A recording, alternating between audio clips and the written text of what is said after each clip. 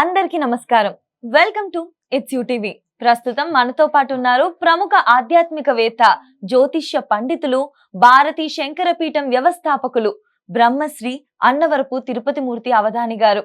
గురుగారితో మాట్లాడి మరెన్నో విషయాలు తెలుసుకునే ప్రయత్నం చేసేద్దాం. అంతకంటే ముందు ఇటువంటి ఆధ్యాత్మిక పరమైన వీడియోస్ కోసం ఇప్పుడే మన ఛానల్ ని సబ్స్క్రైబ్ చేసుకోండి.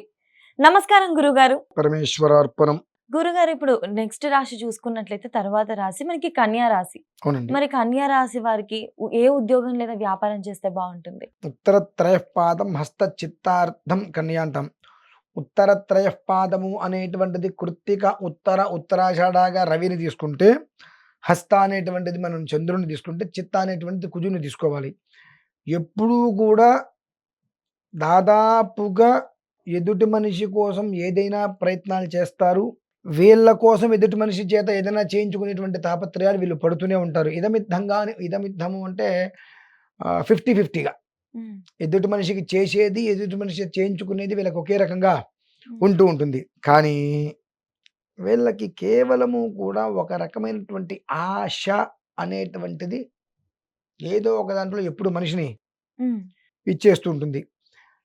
ఆశ అనేటువంటి దాని జోలికి వీళ్ళు వెళ్ళనంతసేపు ఒకలా ఉంటారు. వీళ్ళలో ప్రభుత్వ ఉద్యోగస్తులకి, గవర్నమెంట్లో ఎక్కువ మంది ఉంటారు. వీళ్ళకి అనేక రకాల అగచాట్లు, అనేక రకాల ఇబ్బందులు, మంచి పొజిషన్లో కూడా ఉంటారు, హై పొజిషన్లో కూడా వెళ్తారు. కానీ వీళ్ళకి కొన్ని మానసిక బలహీనతల వలన ఇవాళ మనకేదో చిన్న బలహీనత ఉంది. ఆ విషయం పక్క మనిషి మనం చెప్పుకోవడమో తెలుస్తుంది. రేపొద్దు మనం మంచి పొజిషన్కి వెళ్తే ఆ మనిషి నుంచి మనకు ఆ రోజు నువ్వు ఇట్టా చేసావు, ఇలా ఇబ్బందులు వస్తుంటాయి. ఆ ఇబ్బందులు అనేటువంటిది కాస్త వీళ్ళు ఎక్కువగా ఇబ్బందులు పడుతూ ఉంటారు. ఎందువలనంటే వీళ్ళకి దీన్ని ఏదో అంటారండి, పీనాసితనము ఒకటి ఎక్కువ ఉంటుంది. ఎదుటి మనిషి మీద అపారమైన ప్రేమ, వాళ్ళకి ఏదైనా మనం హెల్ప్ చెయ్యాలి అనేటువంటి భావన ఎక్కువ ఉంటుంది. ఆ భావన ఎంత మనస్సులో ఉంటుందో అంత పీనాసితనము మళ్ళీ మనస్సులో ఉంటుంది. అంటే ఒక 20 మంది అక్కడ ఉన్నారు, 10 మంది అక్కడ ఉన్నారు అనుకుంటే చాలా గుప్తదానం. ఒక 20 రూపాయలు ఇచ్చి మీరు 10 మంది పంచుకోండి అంటాం మనం. అటువంటి దాతృత్వం కూడా ఉంది మళ్ళీ. అంటే ఒక రకంగా అది పీనాస్త్రం. అవతల వ్యక్తికి ఏదైనా చెయ్యాలి అనేటువంటి తత్వము ఉంది మళ్ళీ. తత్వగుణం ఏమిటంటే నెగిటివ్ అనేటువంటి ఎనర్జీస్ కొన్ని ఉంటుంది. అవి వీళ్ళ చుట్టూతో ఎప్పుడూ తిరుగుతూ ఉంటాయి. వీళ్ళు చేద్దాం అనుకున్న దాన్ని మాత్రం చేయనివ్వదు. వీళ్ళు ఏదైతే ఇది కాదులే అనుకుంటారో దాన్ని పూర్తిగా ఆకర్షిస్తూ మనిషిని చికాకు పరుస్తూ ఉంటుంది. ఎదుగుతున్న కొద్దీ శత్రువులను కూడా అది పెంచేటువంటి తత్వం, శత్రువుల ద్వారా ఇబ్బంది పడేటువంటి గుణం కూడా కన్యా రాశి వారికి కాస్త ఎక్కువగా ఉంటుందండి. చాలా అంటే చాలా సెన్సిటివ్గా కనిపిస్తారు, సెన్సిటివ్గా ఉంటారు. అలానే కొన్ని లగ్న స్థితి గమనాన్ని అనుసరించి వాళ్ళు ఆవేశపడదాము అనుకునేటువంటి లోపు ఎదుటి మనిషి వచ్చి నీరు పోసేలా అరుస్తారు. మళ్ళీ ఆవేశం రానియకుండా ఉంటారు. అలాగే ఎక్కడో ఒక చోట కాస్త ఇబ్బంది అనిపిస్తే అవతల మనుషులకి కాస్త దూరంగా ఉంటూ ఉంటారు. అది కూడా చాలా కష్టం. నాకు మీ వల్ల ఉపయోగం ఉంటుంది అనుకున్నంతసేపు మీతో నేను దగ్గరగానే ఉంటా. నా వల్ల మీకు ఉపయోగం మినహాయిస్తే మీ వల్ల నాకు ఉపయోగం లేదు అన్నప్పుడు నవ్వుతూ పక్కకి వెళ్ళిపోతారు అనమాట. తిట్టరు, కోప్పడరు, చికాకు పడరు, ఏమనరు. అయ్యయ్యో అసలు చాలా అద్భుతం అండి, నేను ఇప్పుడే ఫోన్ చేస్తా, కొంచెం బిజీలో ఉన్నా అంటారు. పక్కన పెట్టేస్తాను. మ్యాక్సిమం ఫోన్లు ఎత్తకుండా ఉండరు, కొంచెం బిజీలో ఉన్నాను మెసేజ్ పెడతారు, తర్వాత మాట్లాడతా, అలా పక్కకి పెట్టేస్తారు. కోపంతో నువ్వు మాట్లాడక ఇట్లాంటివి ఉండవు. మళ్ళీ అట్లా జాగ్రత్తగా పక్కన పెట్టేస్తారు. మన నుంచి వాళ్ళకి ఏదైనా లాభం కలుగుతుంది, ఉపయోగం ఉంది అనుకున్నప్పుడు అర్ధరాత్రి 1 గంటకి ఫోన్ చేస్తే మొదట ఇంకే ఫోన్ ఎత్తేస్తారు. అలాంటి దృక్పథం ఉంటూ ఉంటుంది. కాబట్టి వాళ్ళతోటి మనకు చెడు జరగదు, మంచి జరగదు. ఓకే, మనకు తెలుసు అని చెప్పుకోవడానికి మినహాయిస్తే మనకు ఉపయోగపడటం అనేటువంటిది చాలా, ఎదుటి మనిషికి వాళ్ళు ఉపయోగపడటం అనేది తక్కువ. వాళ్ళకి ఎవరైతే ఉపయోగపడతారో వాళ్ళకి ఎక్కువగా అనుసంధానంగా ఉంటూ ఉంటుంది. కన్యా రాశి వారు మాత్రం ఎదుటి వాళ్ళ ఒక విధానంలో కొంతమంది విషయంలో మాత్రం నలిగిపోతూ ఉంటారు. వాళ్ళకి సంబంధించినటువంటి ఏదైనా చిన్న విషయాల గురించి ఎవరన్నా చెప్పుకుంటున్నప్పుడు ఆ విషయాలు మళ్ళీ వాళ్ళతోటి మాట్లాడి ఇబ్బంది పెట్టేటువంటి స్థితి ఉంటుంది. కాబట్టి అలాంటి వాళ్ళని దరిచేరనీయకుండా అవతల వాళ్ళకి ఆ విషయాన్ని మరుపు వచ్చేటువంటి రీతిలో మీరు ఏదైనా వ్యవహారం చేయాలి అని అంటే పూర్తిగా కూడా పంచముఖ ఆంజనేయ స్వామి అండి.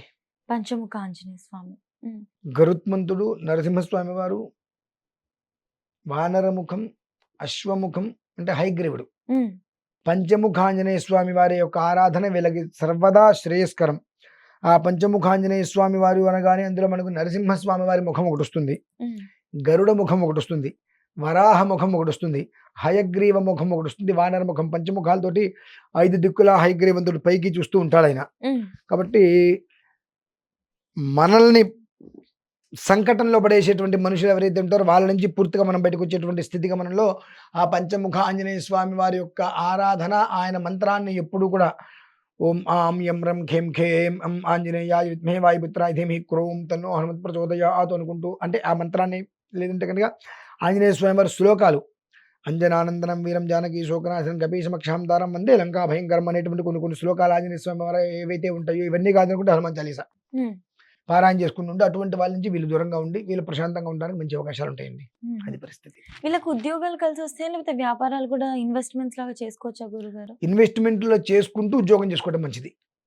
ఈ పూర్తిగా వ్యాపారాల వ్యాపారాలు జోలికి వెళ్ళకుండా వ్యాపారాలలో కూడా ఇన్వెస్ట్మెంట్ చేసుకుంటూ ఉమ్, వాళ్ళ మనుషుల ద్వారా అది నడిపించుకుంటూ వీళ్ళు ఉద్యోగం చేసుకోవడం శ్రేయస్కరం. ఉమ్. అది విషయం అమ్మ. తులారాశి వారికి గురుగారు? చిత్తార్థం స్వాతి విశాఖ త్రయ తుల అంటారు. ఈ తులారాశిలో జన్మించిన వారిలో కొంతమందికి విపరీతమైనటువంటి కోపం, ఉమ్, ఆ కోపంలో ఈజీగా మోసం చేసేస్తారమ్మ జనాలు. ఉమ్, కొంతమంది లగ్నాన్ని అనుసరించి కోపం మొత్తం లోపల పెట్టుకొని, ఎలా అయితే కనుక మనం కుక్కర్ పొయ్యి మీద పెడితే కింద అంత మంట పెట్టినా పైకి విజిల్ చక్కగా వేస్తుంది కదా, అది ఉమ్, ఆ రకంగా ఉండే వాళ్ళు కొంతమంది ఉంటారు. ఉమ్. కొంతమంది పొయ్యి మీద పెట్టకముందే గట్టిగా ఆహా. అరిచేసేసి, ఈ సమయానికి నీకు ఇది జరగకపోతే నేను ప్రాణం ఇచ్చేస్తా, ఆ, ఇంకోటి వదిలేస్తా, ఇది వదిలేస్తా అనేటువంటి మాటకి కట్టుబడి ఉండే వాళ్ళు ఉంటారు. అటువంటి వాళ్ళని అలానే దగ్గరికి రానియకుండా చేసుకుంటూ సమయానికి ఇబ్బంది పెడుతూ నష్టపరిచే వాళ్ళు చాలామంది ఉంటూ ఉంటారు. వీళ్ళు తులారాశి వారి గురించి మనం గట్టిగా చెప్పుకోవాలంటే రామనామ స్మరణం వాళ్ళకి చాలా మంచి. శ్రేయస్సు. అందులో ఉద్యోగస్తులు ఉన్నారు, వ్యాపార రంగాలలో మంచి పొజిషన్కి వెళ్ళిన వాళ్ళు ఉంటారు. ఉమ్.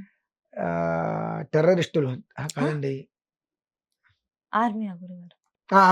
అంటే టెర్రరిస్టుల్ని మట్టుపరిచేటువంటి వాళ్ళు, ఆ, టెర్రరిస్టుల్ని మట్టుపరిచే మట్టుపరిచేటువంటి వాళ్ళు ఆర్మీ, మిలిటరీ. మిలిటరీ. ఉమ్, ఈ టెర్రరిస్టులందరినీ కూడా సంహరించేటువంటి దాంట్లో భారతదేశానికి వెన్నెముకగా నిలిచేటువంటి వాళ్ళు ఎక్కువగా ఉమ్, తులారాశి వాళ్ళు.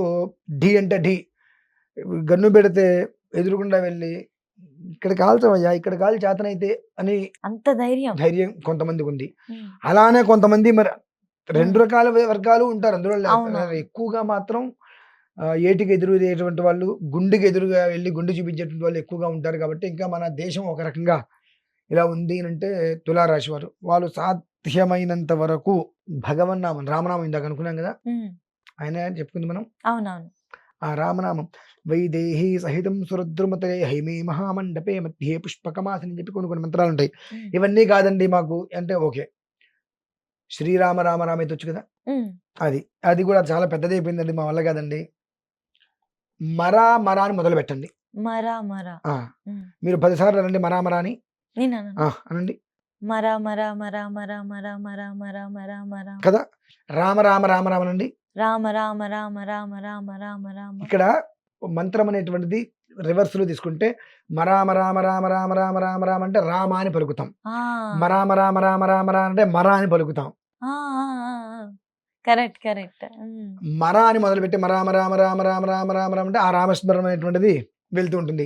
రామ రామ రామ రామ రామ రామ రామ అంటే మరా మరా అని వచ్చేస్తుంది మనకి అక్కడ. ఆ, అందుకని రివర్స్ లో అన్నారు. రివర్స్ లో మొదలుపెట్టి ఆ రామనామస్మరణ అనేటువంటిది వాళ్ళు చేసుకుంటూ కూర్చుంటే రాముడు ఎంతటి వాడయ్యా అంటే సామాన్యుడు ఉంటాడు కదండి, అంత బుద్ధి కుశలత.